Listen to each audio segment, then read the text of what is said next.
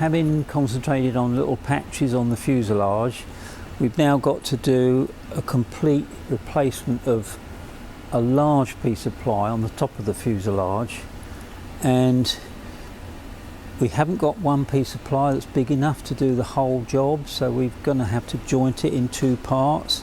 But this is what actually happened when the horses were made in the factory. Once the fuselages were constructed, the workers had to skin them with plywood and use large pieces so that it was done as effectively as possible. And we've offered these two pieces up, and I've already done the scarf joint on the smaller piece. It's a lot harder because the plywood is very thin and you've got to properly support it whilst you're planing it. And to do that, I've got a nice firm piece of timber which is secured to the bench, and I've made sure that surface is nice and straight and flat. And the second piece of ply I shall line up with the edge.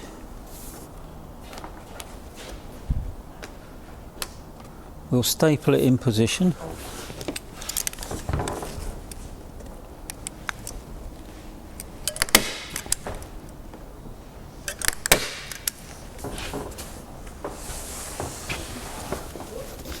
Best to do both ends, each end first.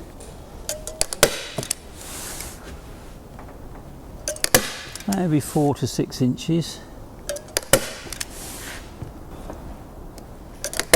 Make sure you've not trapped anything under the ply, because when you start planing it, the plane will highlight any high spots.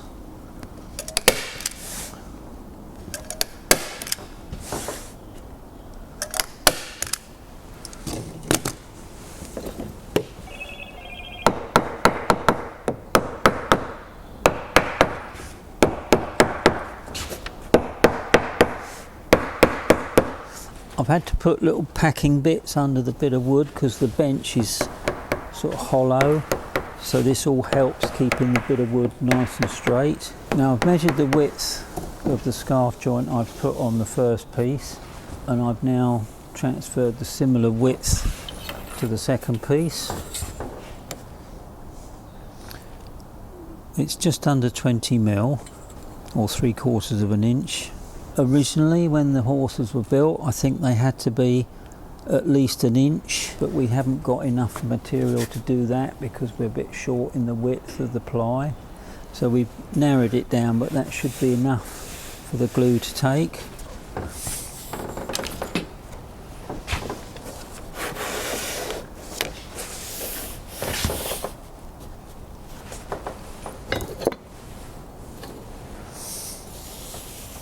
I'm fairly happy with that. We'll soon know when we start to plane it, because the layers of veneer will show, and any discrepancy in levels will be highlighted, and I can then change or stop or make adjustments. Now I've resharpened the blade because this is quite a critical operation and the plane's really got to be sharp.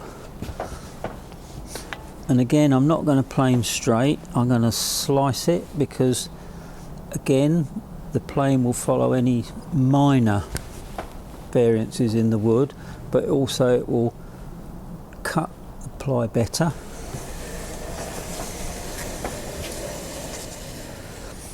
I find it's easier not to hold the knob, but I put my fingers under the plane and I'm running them along the wood. I can keep the plane at a more controlled angle.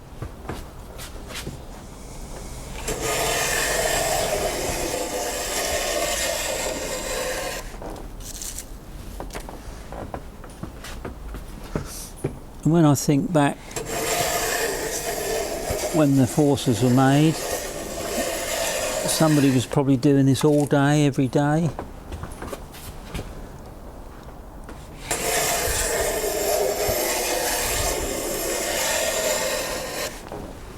Now I can see the different layers now appearing, but I can feel with the plane the angle So the plane is now following that angle. And I'm going to adjust it a little bit because it's starting to go deeper at this end, so I'll take a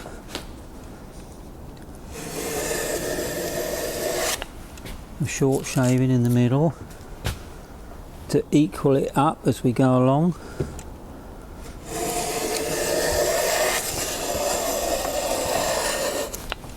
I mustn't go over the pencil line.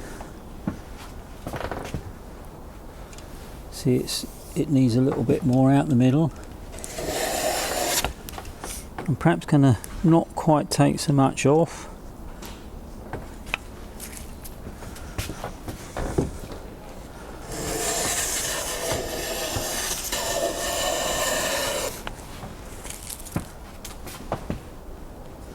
I'm nearly at the pencil line at the top, so I'm going to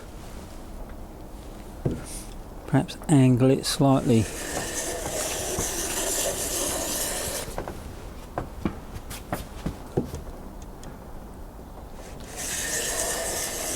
And you can see how the shaving comes out the plane, whether you've got the angle right.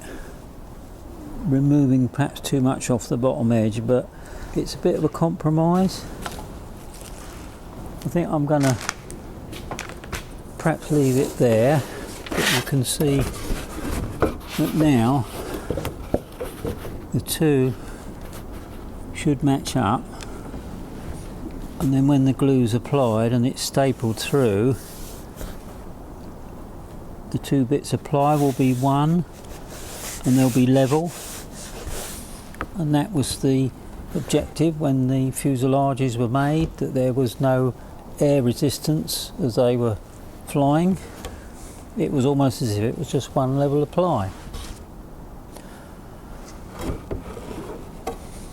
And we'll do the gluing another day. Messy stuff, this.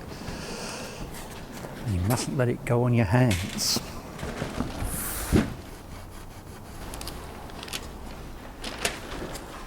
We're now going to glue the two bits of ply up together, which is scarfed.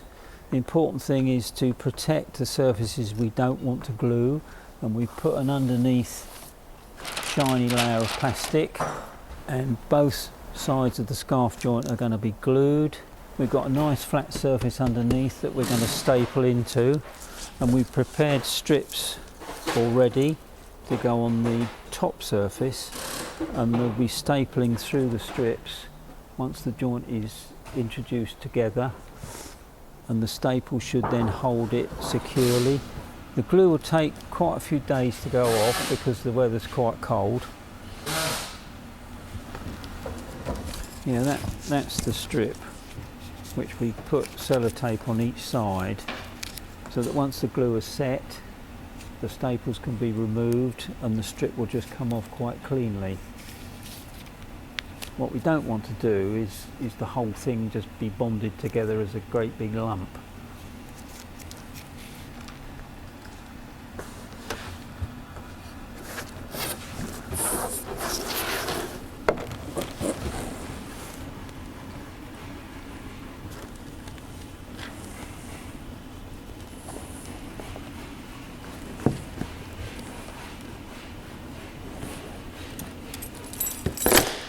Terry, do you want to?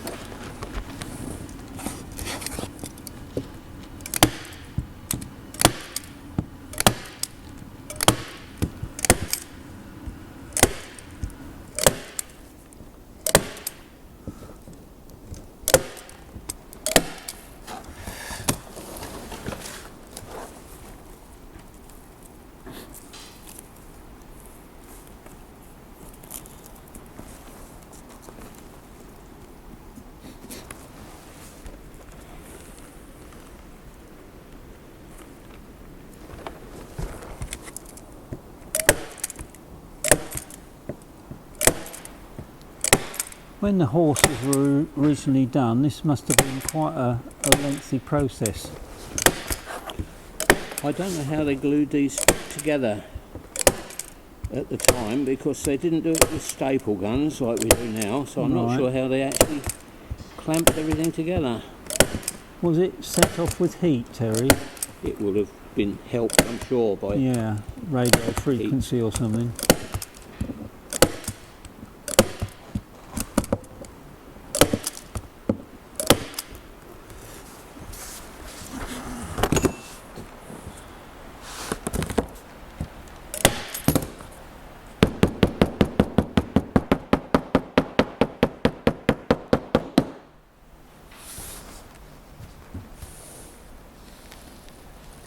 The glue is very corrosive, it's quite harmful to skin, so it's best if you use gloves.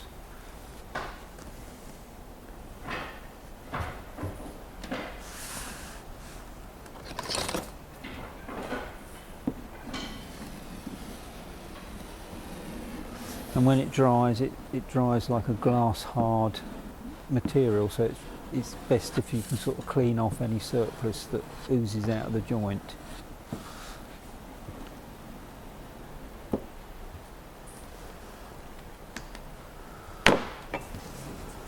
Right, well, we need to leave it 2 or 3 days because the cold weather affects the setting of the glue.